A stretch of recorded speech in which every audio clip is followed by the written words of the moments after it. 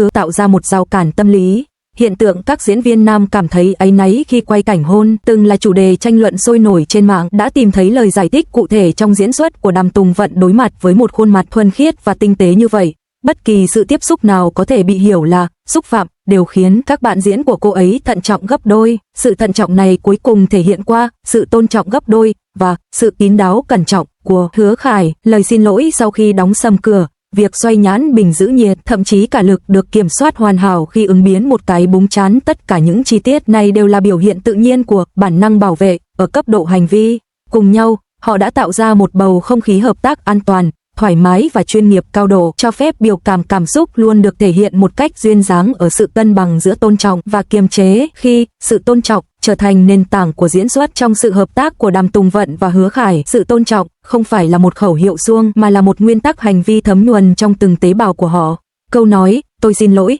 của Hứa Khải sau khi đóng sầm cửa đã vượt lên trên sự diễn đạt máy móc theo kịch bản, cho thấy anh ấy coi bạn diễn của mình là một cá nhân độc lập, hoàn chỉnh, xứng đáng được đối xử nhẹ nhàng, chứ không chỉ đơn thuần là một công cụ diễn xuất hay một thủ pháp cốt truyện. Hành động lật nhãn trên bình giữ nhiệt của Đàm Tùng Vận trở thành một phép ẩn dụ mang tính biểu tượng cao, cử chỉ tinh tế, gần như bị bỏ qua này thực chất đã duy trì ranh giới cá nhân của họ, tránh tiếp xúc trực tiếp không cần thiết và thiết lập một khoảng cách hợp tác lịch sự. Nó truyền tải thông điệp, chúng ta có thể hợp tác thân mật nhưng luôn luôn tôn trọng cá tính độc lập của nhau. Cảm giác đúng mực này, thấm đẫm trong từng chi tiết đã tạo nên một nền tảng tin tưởng đặc biệt cho sự hợp tác của họ. Trong bầu không khí này, các diễn viên không cần phải lo lắng về việc bị hiểu sai hoặc bị xúc phạm, cho phép họ tự do hơn trong việc nhập vai và khám phá nhiều khả năng biểu lộ cảm xúc hơn. Hành động búng trán ngẫu hứng thành công chính xác là vì nó được xây dựng trên nền tảng tin tưởng đủ mạnh. Cả hai đều tin tưởng rằng dù sự ngẫu hứng có đi xa đến đâu, người kia cũng sẽ ngầm hiểu và sẽ không vượt quá giới hạn.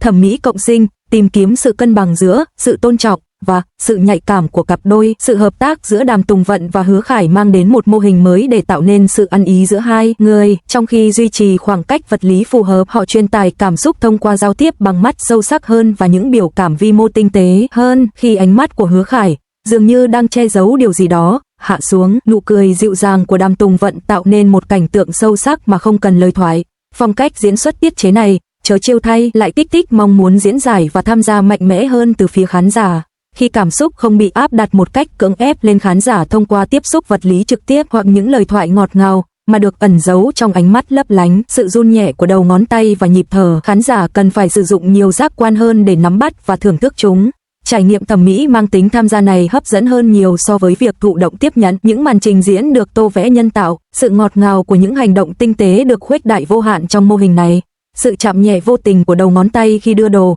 cái nắm tay lâu khi chìa tay giúp đỡ, làn gió nhẹ thoảng qua khi xoay quần áo, những cử chỉ nhỏ bé, quan tâm này, dù không thân mật lại tạo nên một bầu không khí tinh tế của hơn cả bạn bè, chưa phải người yêu. Điều khán giả cảm nhận được không phải là một khuôn mẫu lãng mạn dập khuôn, mà là quá trình phức tạp của hai cá nhân độc lập dần dần xích lại gần nhau dựa trên sự tôn trọng lẫn nhau. Điều này có lẽ định nghĩa nên điều tạo nên sự ăn ý tinh tế giữa các cặp đôi trên màn ảnh. Đó không chỉ đơn thuần là sự tích lũy của những khoảnh khắc ngọt ngào, mà là sự bộc lộ cảm xúc dựa trên sự thấu hiểu sâu sắc và tôn trọng lẫn nhau. Khi sự thể hiện cảm xúc được xây dựng trên nền tảng bình đẳng và lòng tin chuyên nghiệp, mỗi ánh nhìn, mỗi cái chạm đều mang nhiều tầng ý nghĩa hơn và tác động cảm xúc chân thực hơn. So sánh với ngành công nghiệp, sự thành công của một mô hình tiếp thị cặp đôi trên màn ảnh khác. Trong thị trường phim và truyền hình hiện nay, các mô hình tiếp thị cặp đôi trên màn ảnh phổ biến thường đi đến hai thái cực, hoặc là những tương tác thân mật mãnh liệt ngoài màn ảnh và sự cường điệu mơ hồ, cố gắng mở rộng sự lãng mạn trên màn ảnh thành hiện thực, hoặc là cố tình giữ khoảng cách tránh mọi tiếp xúc có thể gợi lên những liên tưởng lãng mạn.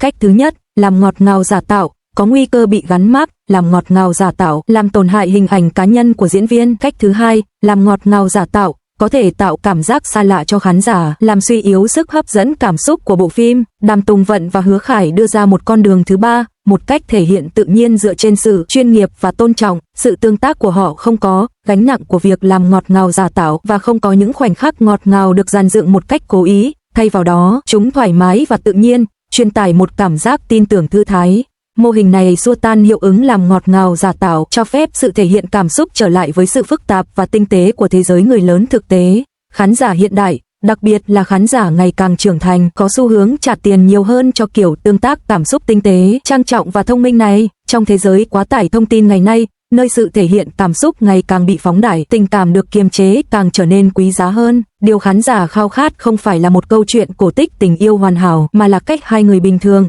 đầy khiếm khuyết và bị ràng buộc bởi ranh giới, cùng nhau trưởng thành qua những xung đột, thận trọng tiếp cận nhau. Mô hình này cũng giúp duy trì ranh giới cá nhân rõ ràng cho các diễn viên, tránh sự hao tổn năng lượng do việc gắn bó quá mức ngoài màn ảnh. Khi sự hợp tác được xây dựng trên sự tin tưởng chuyên nghiệp hơn là sự cường điệu mơ hồ, các diễn viên có thể tập trung hơn vào chính diễn xuất thay vì lo lắng về việc duy trì một hình tượng nhất định. Điều này có lẽ giải thích tại sao các dự án hợp tác của Đàm Tùng Vận luôn để lại tiếng tăm là làm việc cùng nhau dễ chịu, sự tôn trọng là chất keo bền vững và lành mạnh nhất cho các dự án hợp tác. Tranh luận về phong cách diễn xuất, hạn chế hay lợi thế độc đáo. Một số người có thể đặt câu hỏi liệu tính cách bảo vệ của Đàm Tùng Vận có hạn chế sự nghiệp diễn xuất của cô ấy hay không. Trong những vai diễn đòi hỏi sự gợi cảm tột độ, sự hung hăng hoặc ham muốn mãnh liệt, liệu phẩm chất tự nhiên, không hung hăng, ngây thơ này có đòi hỏi một bước đột phá lớn hơn để xử lý. Sự suy đoán này có thể có cơ sở trong một số bộ phim truyền hình hiện thực hoặc có nhiều xung đột. Nếu nhân vật cần thể hiện sự hung hăng mạnh mẽ hoặc những tầng lớp ham muốn phức tạp, tính cách bẩm sinh của Đàm Tùng Vận có thể đòi hỏi kỹ năng diễn xuất mạnh mẽ hơn để bù đắp. Cô ấy cần chứng minh rằng mình không chỉ có thể đóng những nhân vật cần được bảo vệ mà còn có thể xử lý những nhân vật nữ chủ động, mạnh mẽ. Tuy nhiên, mặt khác, khí chất này cũng mở ra một con đường độc đáo và không thể thay thế. Trong các bộ phim tình cảm lãng mạn và phim tình cảm thành thị, Đàm Tùng Vận tự nhiên mang đến một chất lượng thuần khiết và chữa lành cho trải nghiệm xem phim. Gương mặt của cô ấy là một lá bài an toàn, đảm bảo người xem không cảm thấy khó chịu hay bất an khi xem. Mức độ nhận diện cao trên thị trường này khiến cô ấy gần như không có đối thủ trong các vai diễn tương tự. Quan trọng hơn, sự hiện diện của cô ấy truyền cảm hứng cho các bạn diễn áp dụng phong cách diễn xuất tinh tế và tiết chế hơn. Khi đối mặt với một gương mặt cần được đối xử nhẹ nhàng, các diễn viên nam theo bản năng điều chỉnh nhịp điệu diễn xuất của họ, chuyển từ phóng khoáng và kịch tính sang tỉ mỉ và tinh tế. Mối quan hệ diễn xuất truyền cảm hứng và bổ sung lẫn nhau này thường tạo ra chất lượng cảm động hơn so với kỹ năng kỹ thuật một chiều. Về lâu dài, danh tiếng về sự tôn trọng và hợp tác dễ chịu này đã mang lại cho Đàm Tùng Vận một danh tiếng vững chắc trong ngành và mức độ thiện cảm cao từ khán giả.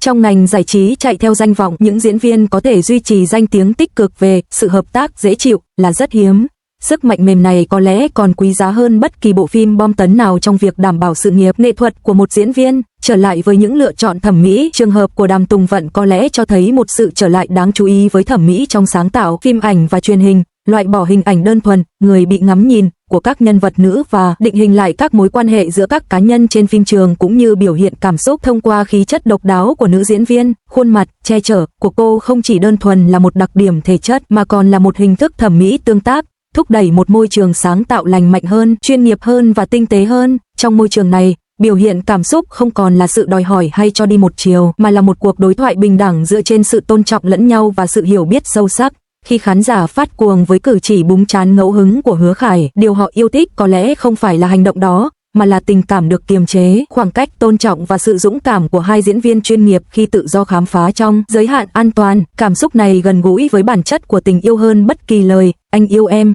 thẳng thắn nào đó, là quyết tâm nhẹ nhàng tiếp cận nhau sau khi nhận ra điểm yếu và giới hạn của nhau. Trong thời đại mà biểu hiện cảm xúc ngày càng phô trương, tình cảm được kiềm chế dường như càng trở nên quý giá hơn. Bạn sẵn lòng trả tiền cho hình thức thể hiện cảm xúc nào hơn? Là sự bộc lộ tình cảm nồng nhiệt và không kiềm chế, hay là tình yêu sâu sắc và tinh tế giữa Đàm Tùng Vận và Hứa Khải, được xây dựng trên nền tảng tôn trọng và kiềm chế? Hình ảnh da bảo ngọc của Hứa Khải và trang phục màu tím nhạt của Đàm Tùng Vận gây sốt mạng. Những bức ảnh rò rỉ từ phim trường đang lan truyền chóng mặt. Tính thẩm mỹ của thiết kế trang phục trong phim cổ trang luôn là chủ đề tranh luận sôi nổi. Gần đây, một số bức ảnh rò rỉ đã âm thầm lan truyền trên mạng, thu hút sự chú ý đáng kể từ người xem. Trong số những bức ảnh này, diện mạo mới của Hứa Khải đã tạo nên tiếng vang lớn. Tóc anh được búi cao, toát lên vẻ uy nghiêm, với chiếc thắt lưng tinh tế thắt ngang eo, khéo léo tôn lên vóc dáng cao ráo và mảnh mai của anh. Tổng thể diện mạo pha trộn giữa vẻ ngoài lạnh lùng, xa cách với khí chất quý phái, gợi lên hình ảnh các nhân vật kinh điển trong văn học cổ điển.